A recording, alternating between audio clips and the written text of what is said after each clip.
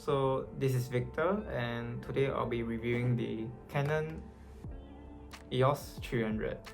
It's a 35mm film camera, and I'll be going through you certain points with you, like why the body itself, the costs, and even my conclusion as a beginner photographer, that I'm a beginner photographer's point of view. Okay, so first let's start off with why. So this camera is actually gifted, sorry, not gifted, it was actually given by my dad. So this actually belongs to my dad and he gave it to me. Long story short, free of charge, right? Okay, so then for the why, if you may be wondering, what's with all the trend going on, like why film? I think it's the same with everybody else. We use film to have that nostalgic look behind it, that grainy effect, that very grainy look to it. This is what we want from our pictures, and I think it's cool again. So yeah, everybody started doing it again, and you learn more about the camera itself. Yeah, because with film, you have to be very careful with each shot. Every shot counts, and every shot is very costly, especially during this time of the year. It's very costly to have a film camera, in my case at least. So yeah, every shot matters. Why did I decide to go for this camera, and why not I just go for other one or something? And mainly because one thing that I said just now is free of charge, and also this is my first camera experience. So to let you know, I'm a mobile photographer. So I walk around, I do street style, I do portraits, I do landscapes, all using my phone. So reason why I decided to shift to film at the moment, to try out, learn more about the settings and all. Okay, yeah, that's that. Okay, so let's go on with the specs, or the camera kit, I would say. Okay, so what I have here is okay, so initially the camera is only this small, means from here to here. As you can see, it's from here. So this is the extension battery pack. So the reason why I have an extension pack is because I couldn't find the battery anymore produced in my area, at least. Like I couldn't find anymore, so I believe it's no longer in produce. So the battery used are everywhere. It's still in production, which is the AA batteries. I just need 4 of them, bam into inside, close it, switch it on, good to go. It's very handy, it's very easy, yeah, very convenient.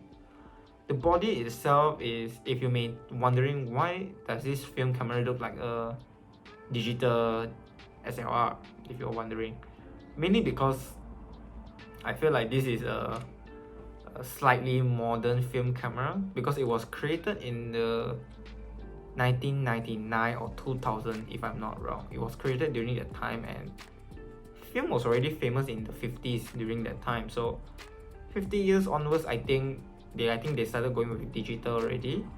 So it has the digital body, but it's using a film format. And one thing good about this body is that the mount itself is using like the mount is the same as any latest Canon DSLR you have. It's using the same mount. I can't remember what's the label for it, but it's the same. But yeah, it's just that I can't fit the RF mount because it's full frame, so that is impossible. But like a entry level mount or from Canon, it will fit right perfectly. So yeah, that's one thing good. So it's future proof basically. So what I have here is for the lens itself, I think that's the most interesting part. For the lens itself, it's actually not a kit lens, even though it's from Canon, that my dad got it from Canon itself. So this kit lens is actually from Tokina. It's a Japanese brand, and it is running a 28 to 80 millimeter with a 5.6 aperture. So yeah, it's a kit lens. It's I wouldn't say bad, but it's good for beginners, for someone like me. So I'm not gonna go to the extreme or to take like a 105mm pictures, or even like I don't need something like 16mm because I'm a beginner. I don't need it at the moment. So overall, this whole package is really good. So yeah. Okay, so right now I'm gonna show you guys the contents for it. So for this camera, I'll be showing you a few pictures that I've taken on this film itself, and yeah, it's all taken in Penang, Malaysia. So if you're from there, shut up. Yeah. Okay, so I have the first picture, which is look like a beach or something. So yeah, I purposely took this picture because it has that, you know, the aesthetic look to it. But I think my hand was shaky and it was during the night, and it kind of messed up the shot, so it's not as focused as what I want it to be. But yeah, it was pretty good. The second one is under the construction style. We have something like this, very British style building going on right now. Sunset picture, very typical of everybody. I'm a sucker for sunset, yes. And very urban, nice buildings. You could say that is quite alright also. And let's see. So what I have here is, okay, so this is a silhouette of my friend. It was taken I think 20 minutes after the sunset going on. So yeah, it's quite good. The houses around my area. Another urban shot. I think continuous later will be mostly urban. So we have this, we have another this, and we have this. This is a Vietnamese store, and we have a Penang Bridge picture. It's quite good, to be honest. We have a portrait, and yeah, a construction building. So that's all the picture I have. So if you imagine from the how much it takes with film, is that my experience with, you can see that with the amount of pictures I have, you could say that my experience was not that good. So the total pictures I took, all of this is with 2 rolls of film, and I managed to get 14 pictures out of it. So I'm thinking that is bad, because all of 72, you imagine all of 72 shots, I only have 14 grades. Yeah. Nonetheless, it's done. What is done is done. So I'm happy with it either way. So yeah. So let's talk about the cost. So the cost is the one that as people has been thinking about. So let me tell you, if you live in Malaysia, if you live in KL, Malaysia, if you're in the area, then you're in luck. But if you're someone like me, I live in Penang, which is a small little island. It's a little bit harder to find film development because most of the stores are already either closed down or they charge very expensive for it, because we have so few development stores in Penang. So I sent mine to KL, to this development place called Darkroom 8. Shout out to them.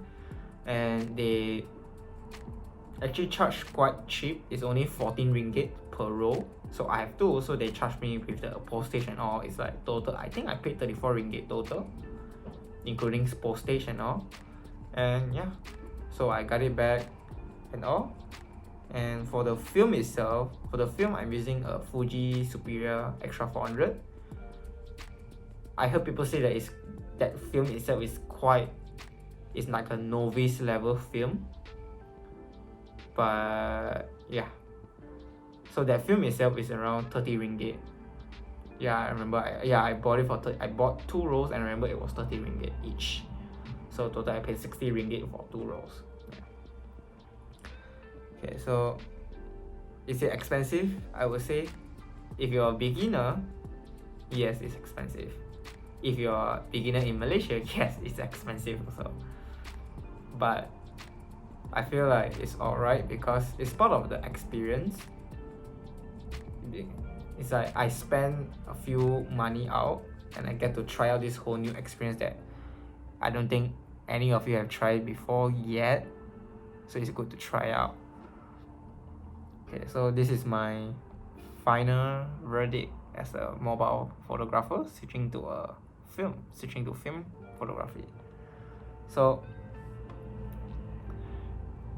okay, if you want to get into film and you don't want to settle all these kind of settings and all, if you're not interested, you just want to have that feel, that fast and easy, just go for a point and shoot.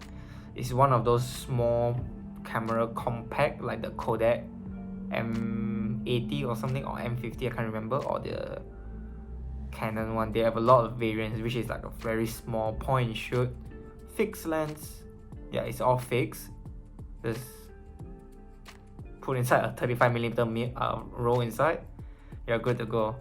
And those point and shoots are meant to look good. Take note, they are meant to look good no matter what. Unless you shoot it against the sun or very harsh sunlight, then your picture may go a bit cuckoo, but nonetheless, it's meant to look good. So don't worry. Those are pretty cheap. They are not as expensive as owning something like this, because the body itself is maybe around 200 ringgit. That's normal price, and the film itself, usually when you buy those point and shoot, it comes with a free roll. So yeah, you're good to go already basically. But if you're someone like me who is more invested in, who wants to invest more into this kind of stuff, you can try. But you can try maybe something like the